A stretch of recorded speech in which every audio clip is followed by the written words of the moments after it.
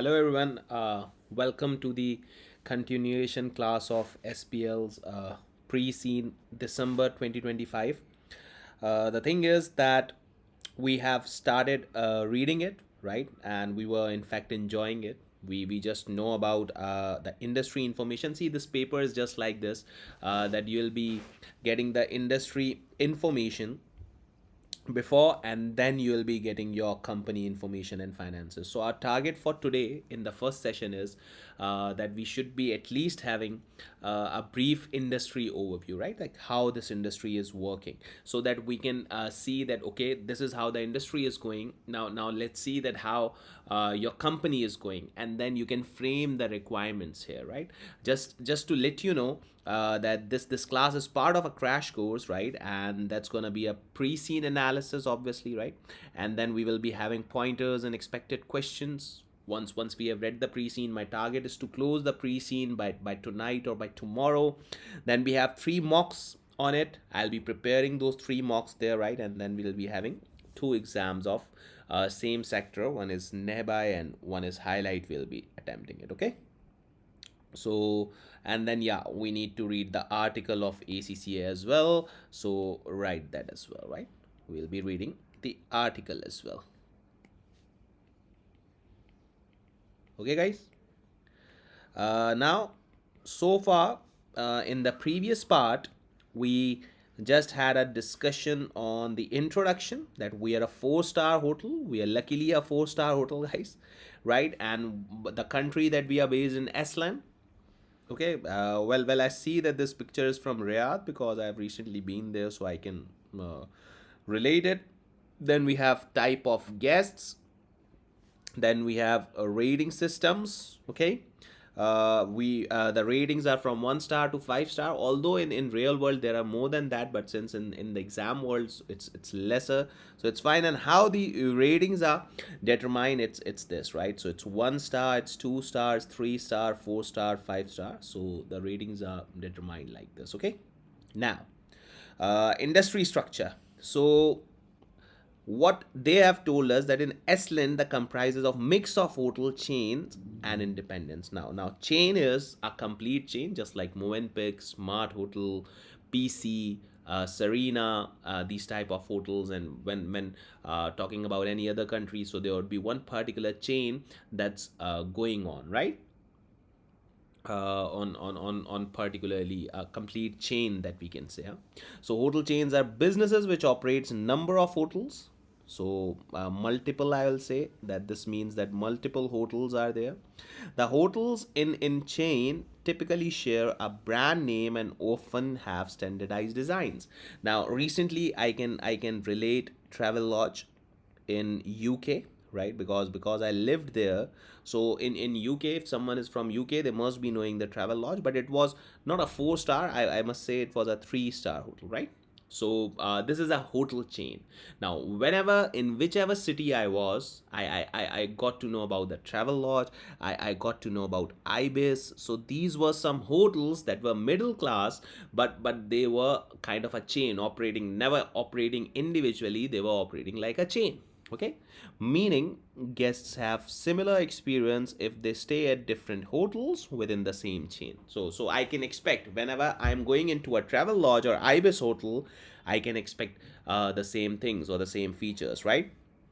And hotel chains typically have a single website where guests can make bookings for any of the hotels. In fact, I would suggest you to check out the website or the application of Travelodge, right? Just check out the website or application. So they won't be showing you only one thing, right? Or one hotel. They'll be showing you to identify the area where. And it's not a city wise, it's an area wise. The hotel rates changes with respect to area. Like if you are in London, and in London if you are in Liverpool streets, the rate would be lesser. In Whitechapel, the rates would be different. And similarly in Ilford, the rate would be different. In Ruislip, the rates would be different. So it's area wise hotel chains are distributed, and the bigger the chain is, the better the designs would be, the better the quality would be. Whereas there are certain independent hotels as well, huh? Whereas there are certain independent hotels. Now which are those? So these are Businesses which operate a single hotel, so it's kind of a one-man show, I'll say, huh? A one-man show here, we can see, right? Rather than being part of a chain, operating independently allows greater flexibility and enables hotels to offer a unique experience to guests. Now, it's totally people to people. I would be offering, I would be preferring chain over an individual hotel, but it's up upon the people, right? So however, they cannot benefit from economies of scale which are available to hotel chains. So one of the benefit, yeah, the major benefit is when travel lodge goes to the vendor, it's not one hotel, it's hundreds of hotel. But when the independent company is going to the vendor, so it's not multiple hotels, it's just one hotels, right? Now, independent hotels are a significant part of the market in Estland, accounting for 48% of the supply of guest rooms in 2004. So, independent hotels hold 48% market share. So now that's something significant, right? That's something significant. That means the chains have 52%. I haven't seen many people are going for independent hotel, but since this country is an assumed, so they have given you this information, which I really admire, right? Which I really can say that this is something to be noted, and you can write that, right? You can write that. Although I believe that we are a hotel chain, so we are from the 52%, but again, there could be a question, I must say, acquiring an independent hotel and not merging it with us. So this could be a business, because there might be those people who open for 48%, and they don't want to go to hotel chains. So there's a 48% market share that you might be missing out. What I can say here, in fact, I'll write here that 48% market share is being missed out by hotel chains, right? Now we'll see later as well, but this seems a greater number, right? This seems a greater number.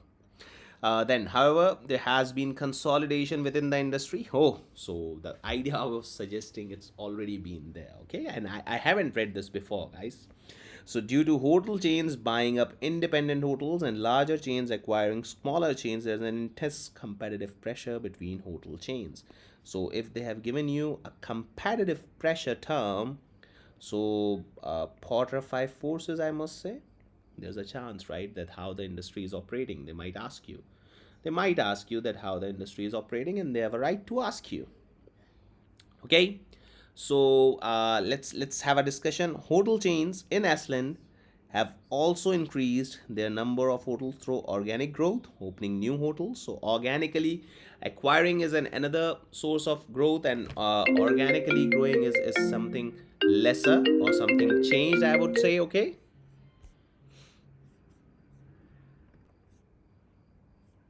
Yeah. So yeah. So, and partnering arrangements as well. So franchise agreement. So franchising is also here. The requirements that I'm supposed, or that I think can be tested, I'm making it in a blue words, right? So franchising is something that can be tested as well while making an acquisition or kind of a joint venture type of thing. So these can be tested, right? Yeah. So industry structure is there. Now let's have a look on uh, business models. So we have business models are kind of a same thing, I would say, right? It's kind of the same thing. Two main operating models for hotels: owner managed or franchised. So see, there are two type of businesses, two type of hotels that can be operated, whether the hotel would be owner managed or whether the hotel would be franchised. Right now, that's totally up to, I would say, a person who is investing, that how he wants to go, right? So the owner controls, manages all hotel operation, is wholly responsible for strategies and performance, right?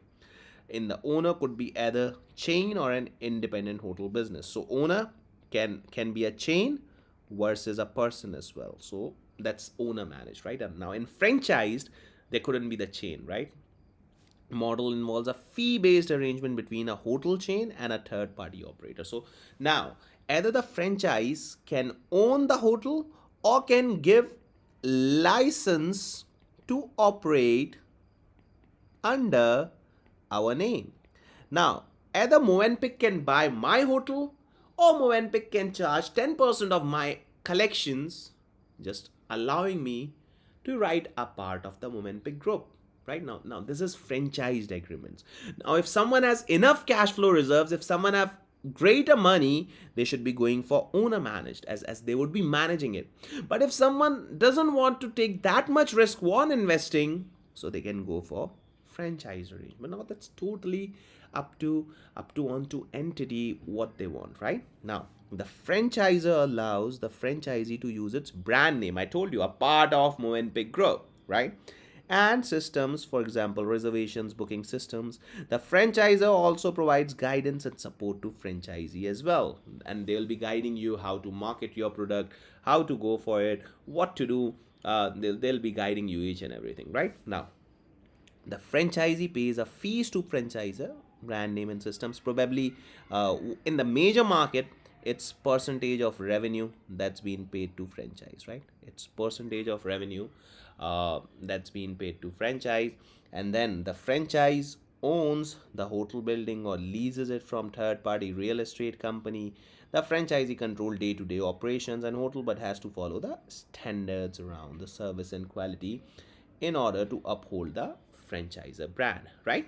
So it's very simple that owner is still franchisee, but they have to follow the parents argument, right? Like if someone has given you name, if they are taking that money, so they would be providing you some guidances, right? So I would say that here the guidance are not mandatory to follow, but best to follow in order to retain. It's best to follow, right? Just like, for example, KFC.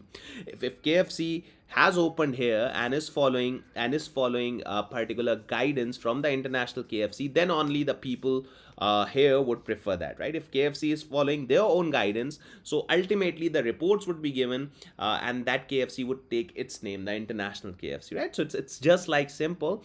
But I believe that in franchised arrangement, I usually term it a more complex arrangement, right? Because here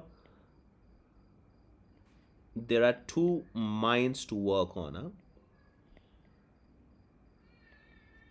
two minds to work on. So why you say that there are two minds to work on? See guys, it's quite simple. It's very simple, that if someone is working with you, despite they do not own you, but they give you ideas, there might be a difference of opinion in this, right? So it's a disagreement of franchisee as well. I remember in one of the questions in SBL, it came that benefits of franchise and demerits of it, right? So demerits can be those, demerits can be particularly those that there would be two minds involved and the questions, and they might not be willing to give the answers, and the franchisee could do fraud by not reporting the real number. So these all are the cases that can happen, or that have happened before, right? In the cases now. So the five largest hotel chains in Estlands accounted for 23.1% of total supply of hotel rooms.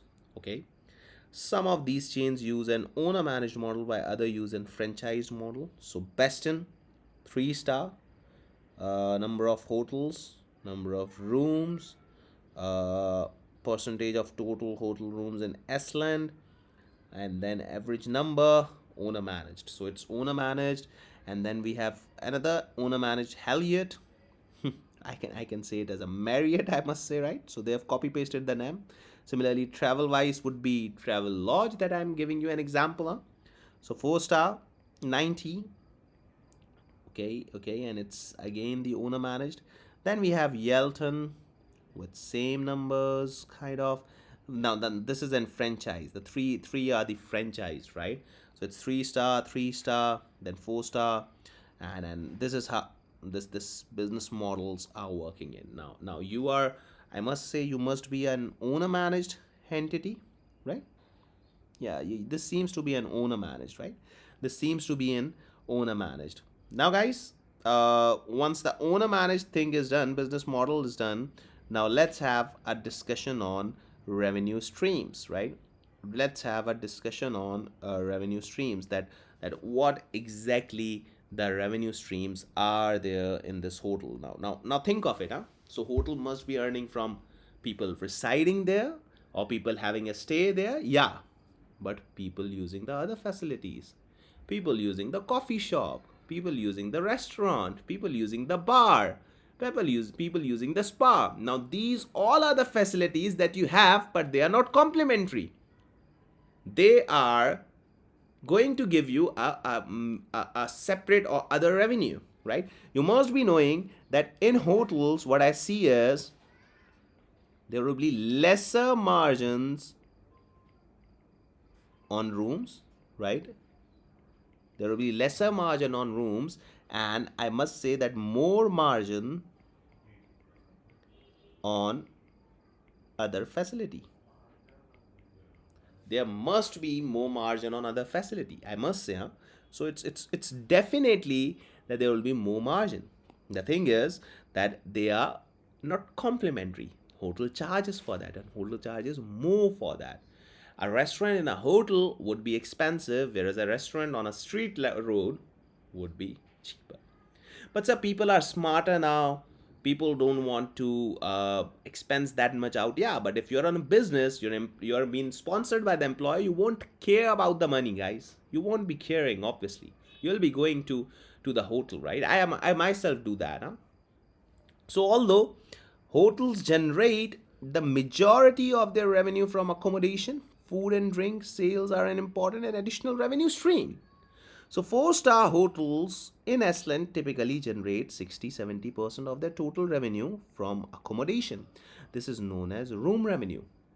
Then we have food and drink sales account for between 25 to 35% of total revenue. So we have food and drink sales as well. We have that, right? Food and drink sales as well. We have that.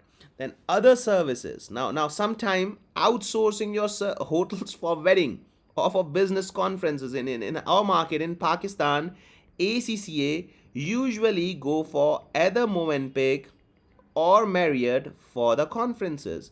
In fact, in my times, I used to write ACCA paper,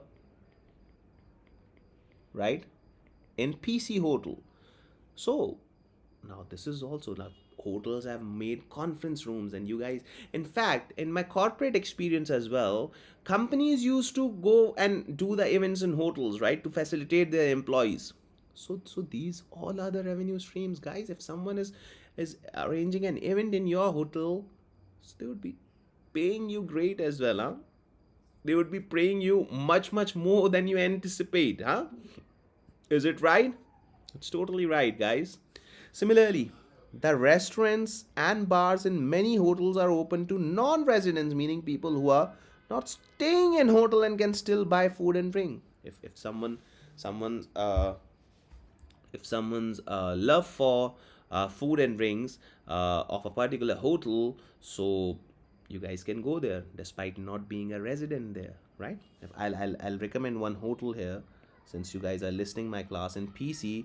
There's a buffet arrangement of Marco Polo. Now this is a really good buffet arrangement. So whenever I want to go, I do not need to book a room in PC. I just need to go there and have a buffet, right? So the operating profit margin of hotels is typically around 10%. I must be say that's too low. Huh?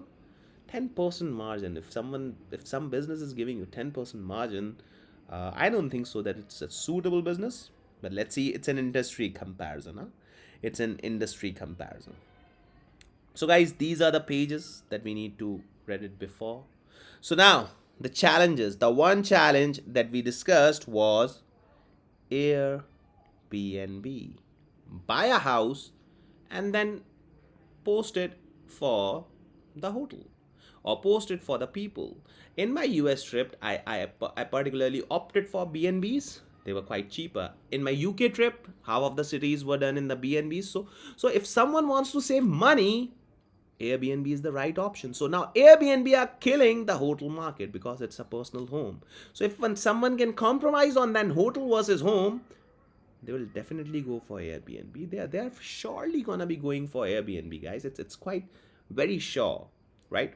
So the hotel market faces competition from home sharing models in which guests to pay to stay in people's private rooms as an alternative to staying in a hotel. Now, the growth of home sharing services is increasing in the potential supply of accommodation available, which could reduce demands of the hotels. And this is why there's a GC risk on certain hotels as well, right?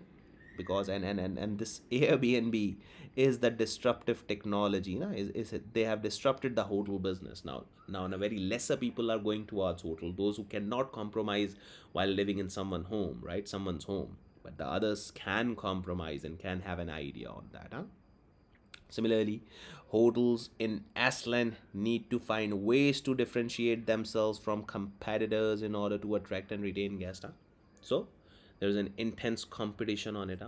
The intense competition is one challenge. The Airbnbs are the other challenge. Economic downturn. Now, Aslan is suffering from economic downturn, and this economic downturn suggested me that there can be pest as well, because there are certain political impacts as well, and an economic downturn, people would not be preferring your country, and these all are the things that you need to take care of, and this could be one of the requirement as well. Although I'll be making the mock in the later part. As soon as I finish the pre-scene analysis, I'll be preparing one day for mock, so don't worry. But I'm writing with the blue handwriting that these can be the models that can be done, right?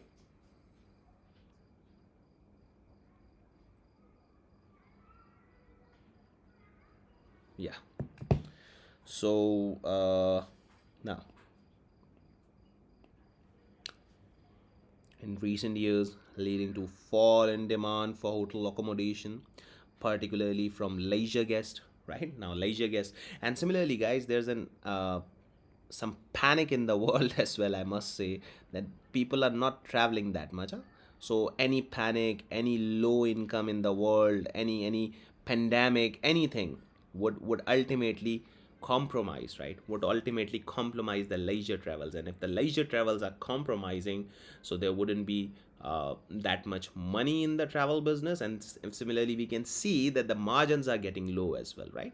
Now, more generally, volatility in the global economy, alongside concerns about high inflation, has reduced people's willingness to spend. Yeah, now the willingness to spend. Now, this is a beautiful line.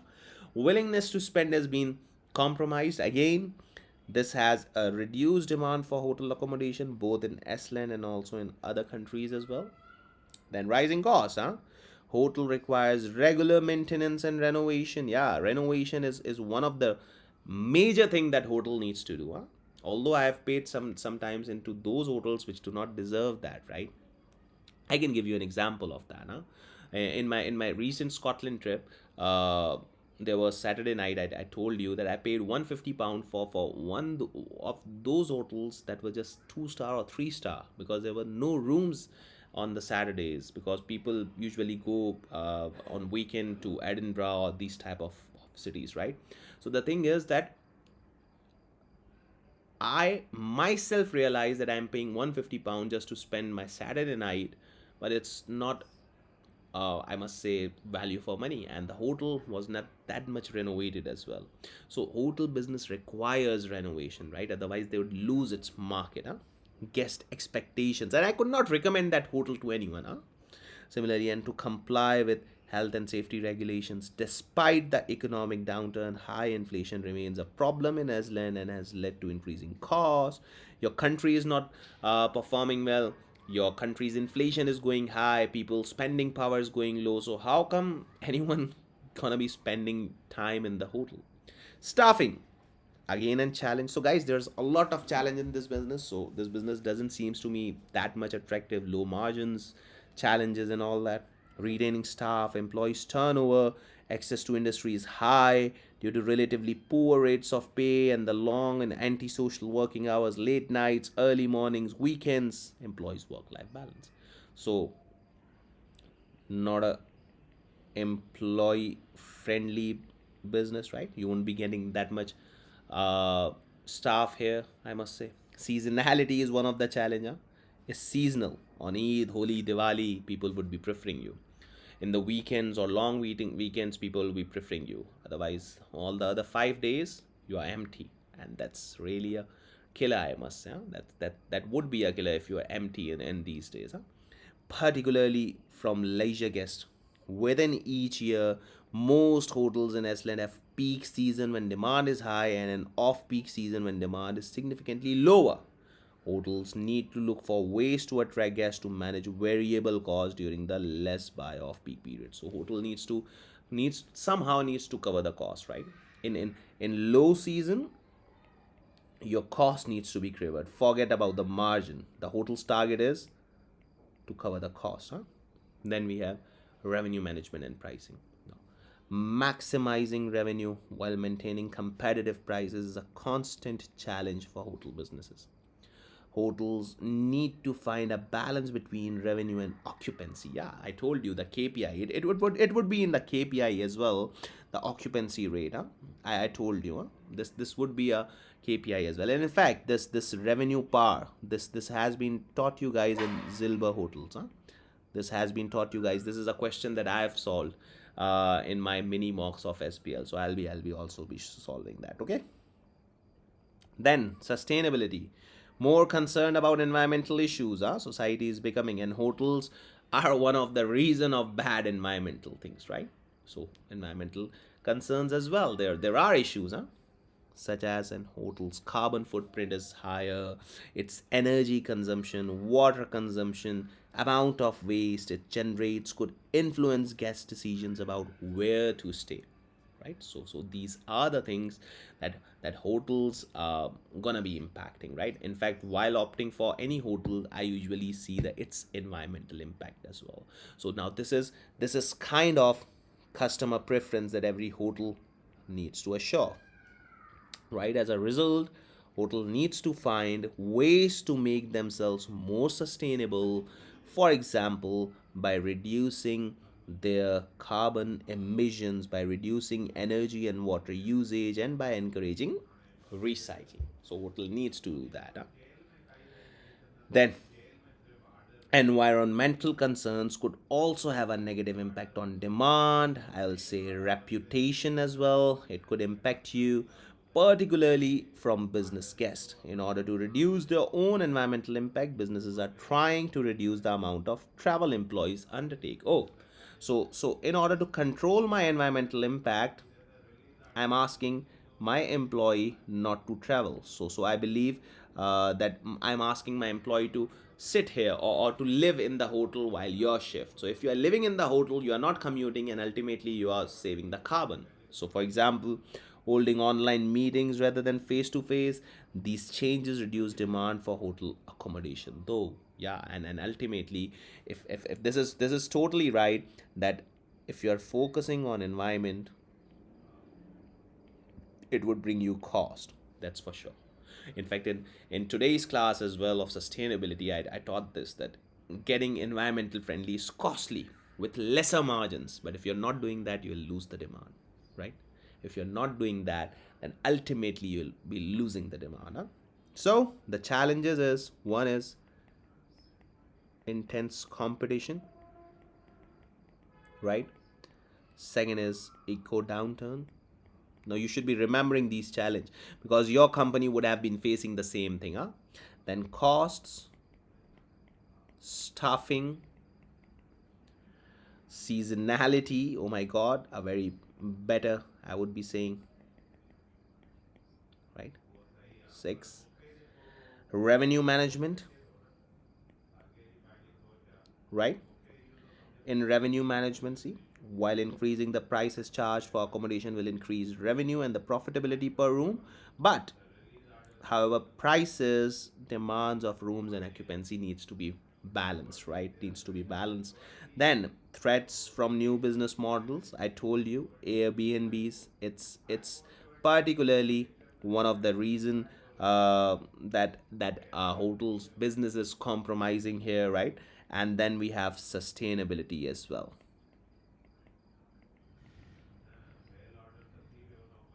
right? So guys, challenges are there. Now we are left with innovation, right? And business developments, industry success, industry body, KPIs. Let's have a look to them as well. Now this sector I believe is very automated or should be automated. I must say this sector is very automated or should be automated, like card keys, right?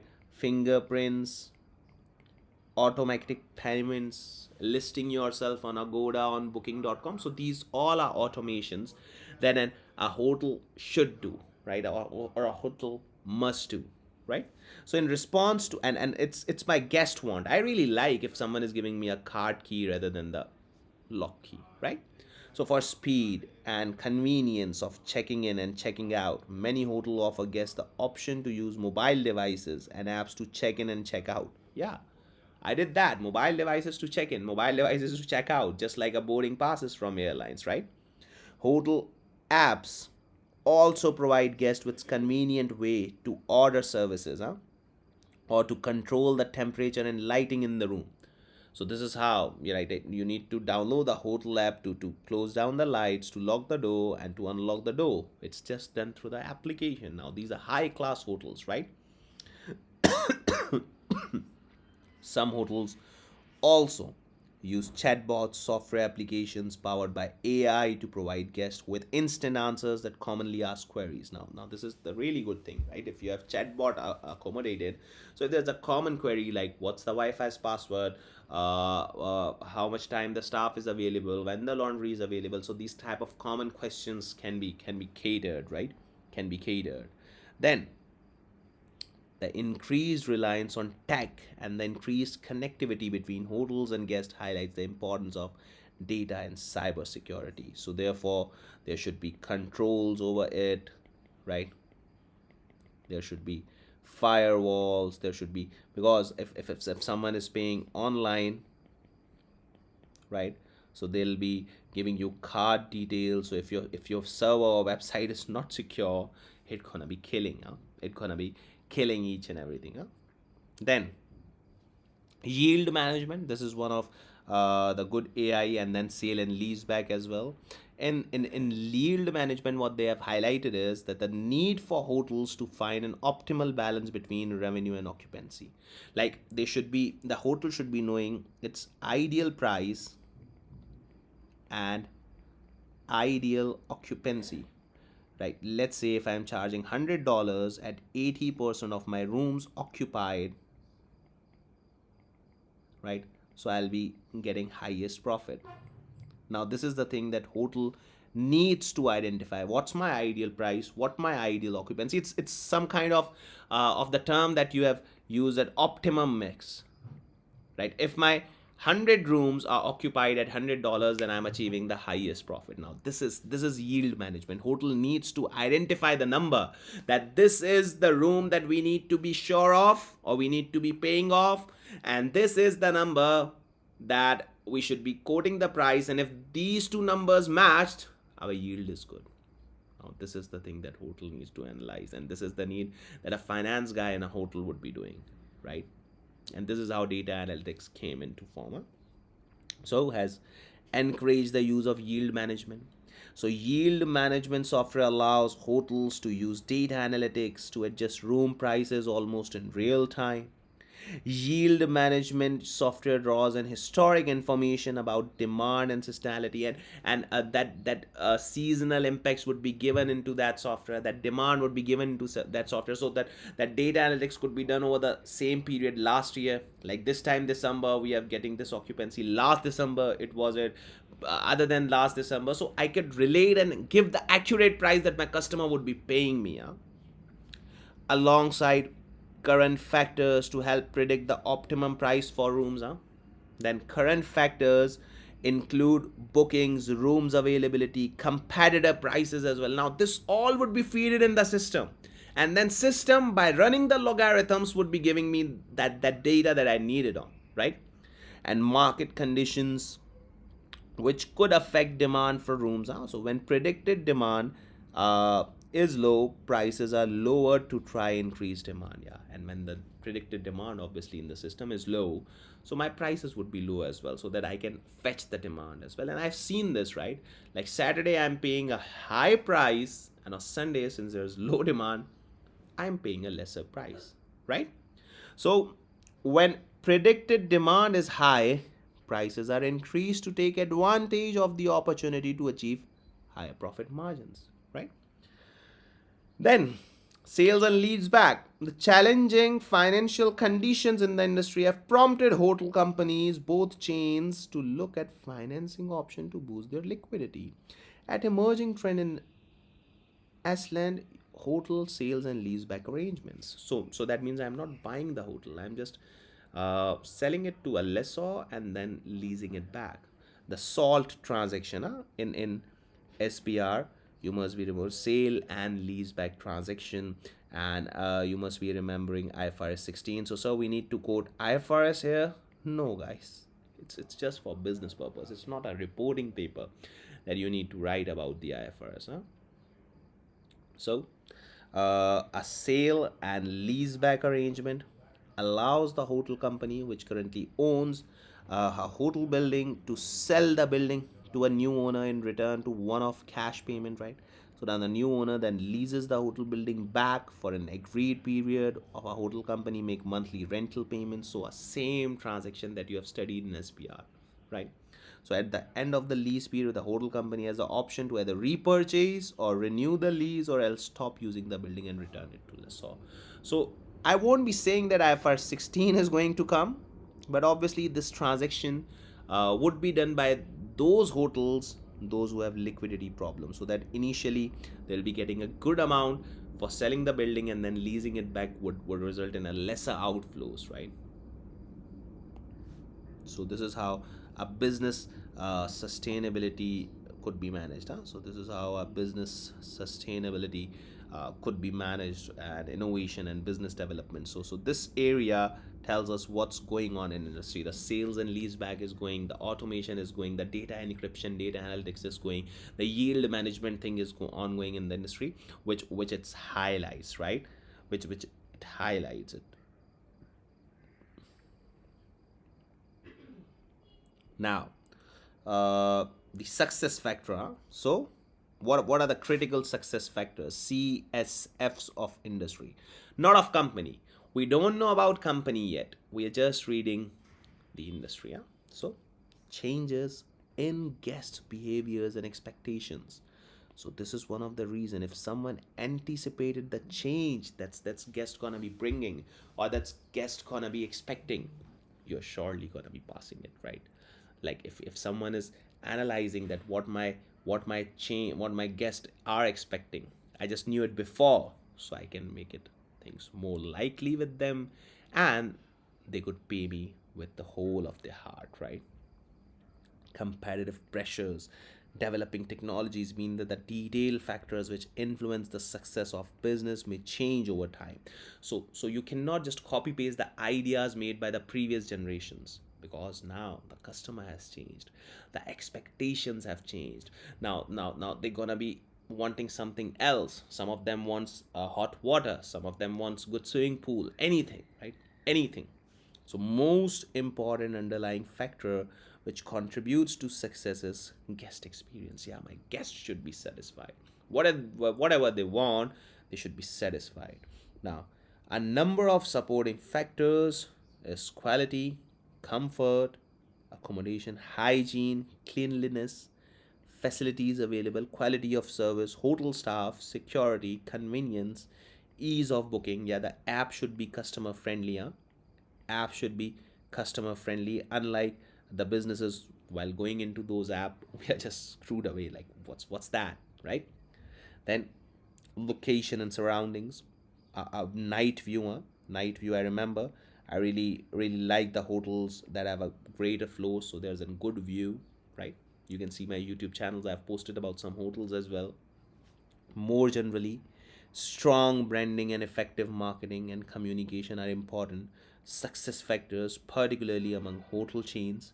Competitive pricing is also important due to competitiveness of hotel, right? Pricing, quality, facilities, guest. Ultimately, my guest experience should be good so that I could be successful. And I shouldn't be adopting the strategies adopted by the previous owners or 50 years back, because now guest experience demands something else.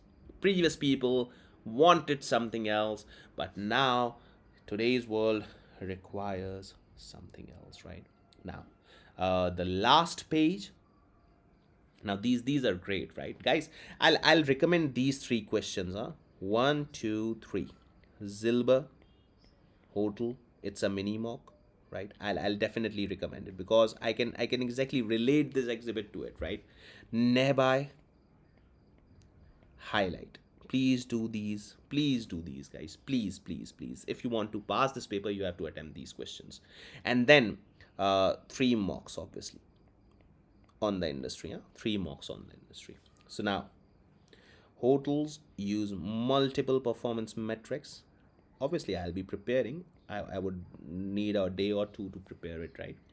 To monitor performance. Some frequently used KPIs are occupancy rate, yeah, obviously.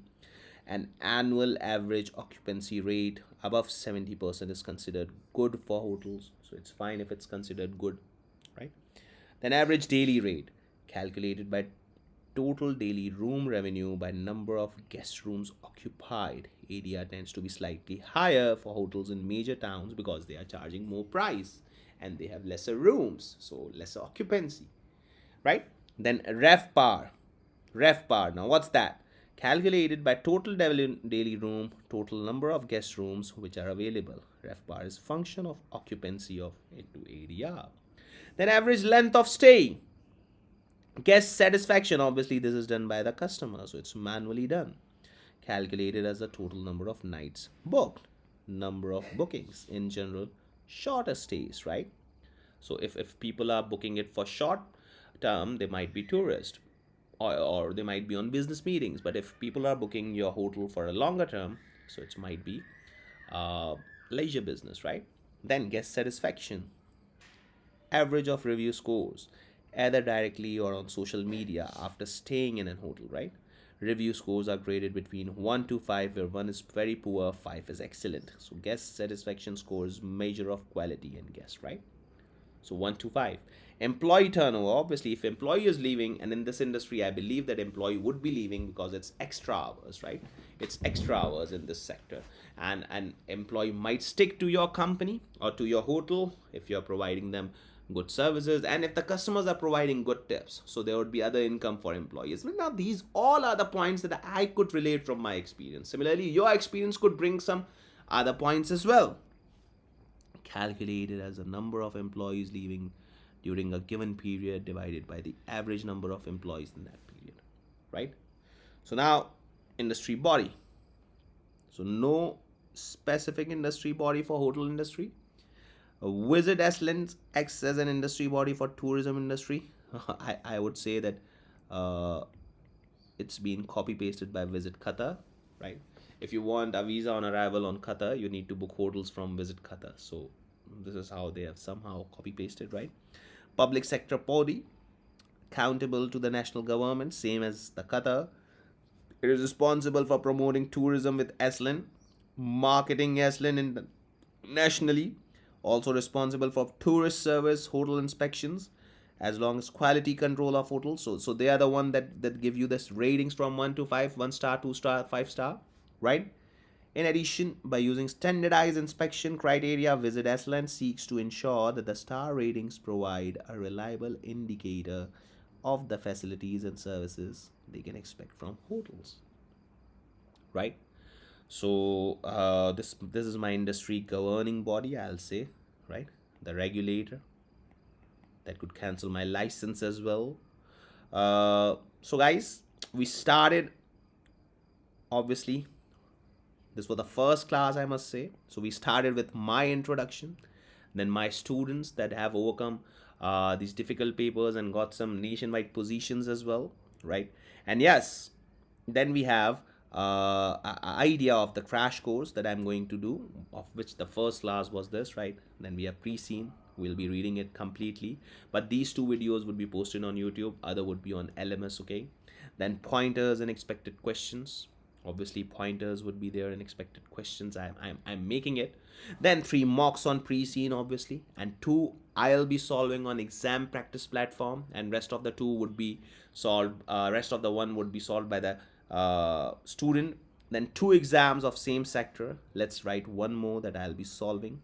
It's a silver, right? So these all are the hotel sectors, and I'll be attempting it. In fact, students can attempt it and send it to me, and then we'll be reading of articles of ACCA. So this is the composition of crash course for which we have taken the first class yet now, right? This is my WhatsApp number. If any one of you needs to enroll in the crash course, so this is it. As of now, in the first session, we have just covered this area, right? Like about introduction of our company or of our industry, hospitality sector, then overview of it, type of guest we are getting, business and leisures, rating system 1 2 3 4 5. We seems to be the 4-star hotels, which is a good hotel. Then how the industry is structured, business model is either it's hotel chains, owner managed, or it's gonna be or owner managed or franchise, right? Then we have revenue streams, many revenue streams: food and drinks, spa, restaurants, buffets, and residency. And residency is the major one, right? Then challenges, a lot of challenges, Airbnbs. Then economic downturns, unstable economies. This could be competition. That innovation means AI is involved, mobile controlling your room, your check in and check out, and then industry is being successful just because of your guest experience, and it enhances over the time. Huh? It keeps changing over the time. You need to analyze it. And at last, we did industry body. It's kind of a regulator of industry, the visit as land, and we have KPIs, that revenue par, occupancy rate, customer satisfaction score. So why are you repeating it again and again, guys? The thing is that I would be repeating it again, you would be learning it again, and then you can relate in your exam while writing. And this is what I want, right? This is what I want. So this is all for today, right? I hope that you have taken these classes. Now rest of the classes would be available on LMS with 3 mocks and 3 papers that I've written with my solution, right? And we'll be solving those on exam practice platform. So make sure that you guys are up to with me, and if you want to pass this paper, you should be going through these questions only in these 15 days, right? So it's +923312623849 to WhatsApp me if you want any guidance, right? That's all. Thank you.